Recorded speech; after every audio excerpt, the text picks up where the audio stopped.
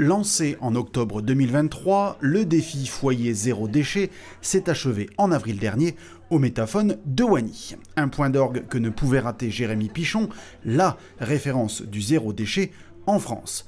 Initié par l'agglo Hénin-Carvin et le Cimévad, cette première édition du défi a rassemblé près de 200 foyers au travers de 5 ateliers et autant de thématiques. Il y avait une partie, on va dire, un peu théorique où on montrait, suivant les thématiques, comment on pouvait modifier le comportement au quotidien. Et en règle générale, à la fin, voilà, on avait une petite partie pratique également. Alimentation, produits chimiques, fêtes et loisirs, vie quotidienne, hygiène et beauté, ces thématiques ont été abordées dans des ateliers sur 7 communes de notre agglomération. Conseils, marches à suivre et partage d'expériences ont séduit tous les participants, à l'image de Sonia, Édouard et Laetitia. Au quotidien, j'évite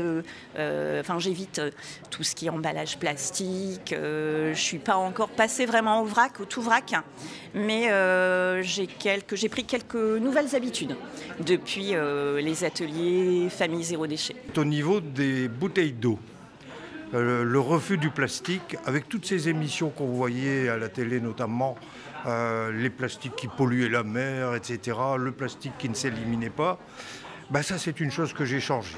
On boit l'eau en carafe et finalement je m'aperçois que tout le monde est bien d'accord pour dire que l'eau du robinet est peut-être beaucoup plus saine que l'eau dans les bouteilles plastiques. J'ai appris des choses supplémentaires c'était aussi dans l'histoire de partager, parce que finalement il y a aussi des choses que j'ai pu partager avec le groupe. Je pense par exemple à une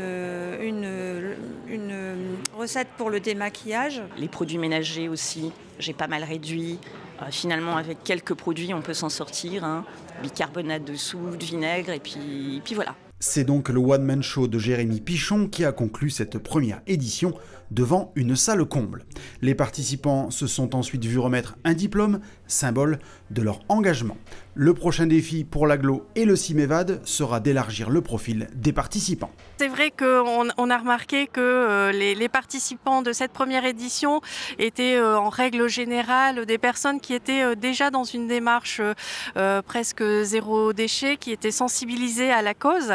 Donc maintenant le grand défi pour la suite, ça sera effectivement d'aller à la rencontre d'autres personnes et d'autres populations.